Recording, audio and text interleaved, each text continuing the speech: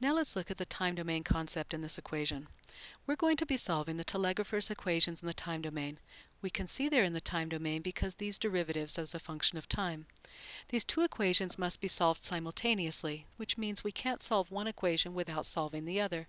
The reason we can't is because the voltage generates the current, and the current generates the voltage back and forth until the transmission line has transmitted both voltage and current down the line.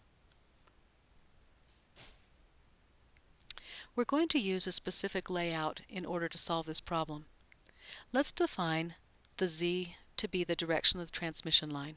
And we're going to break that transmission line up into little pieces that are each delta z long.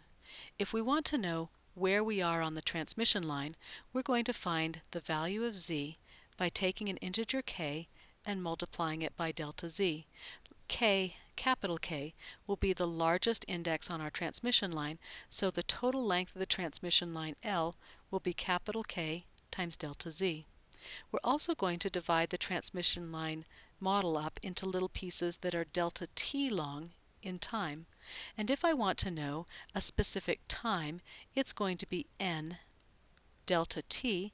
My maximum time will be capital N times delta T. Then I'm going to define my voltage right here at these points. So this will be voltage at K location 0, voltage at K equal 1, and voltage at K equal 2. And then if I wanted to find the derivative of the voltage as a function of Z, that would be V1 minus V0 over delta Z, or in a general form, it would be V at K plus 1 minus V of K divided by delta Z. Now I want you to notice that I've taken the subscript and converted it into a parentheses form just because this is the easier way to be able to do the programming in the end. Now let's take a look at the location of this equation. When I did this derivative, the derivative is defined right here in between the two values of the voltages, and that's because I'm using the central difference formula. Let's see where I need to put the current in order to make sure that the left-hand side and right-hand side of this equation show up at the same location. So if I defined my current right here in between my voltages, that would be at the correct location. So let's call this I0 and this one I1 and so on. So I'm going to define my current as being halfway in between my two voltages so that the derivative of the voltage and the location of the current end up being the same. Let's check this bottom equation also.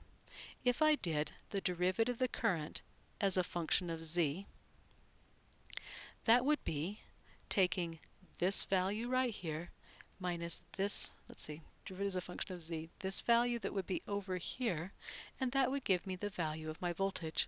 So it would be something like I of 0 minus I of minus 1 divided by delta Z. This would be I of K minus I of K minus 1 divided by delta Z. Now let's see what location that would be at. That would have given me the value right here at this indexed voltage. Fortunately, that's where I need it to be on the right-hand side of my equation. It's very important to offset our voltages and our currents by half a step in space, half a delta Z cell if you will, so that the derivatives and the locations of the voltages and current end up at the correct locations for both our top equation and our bottom equation.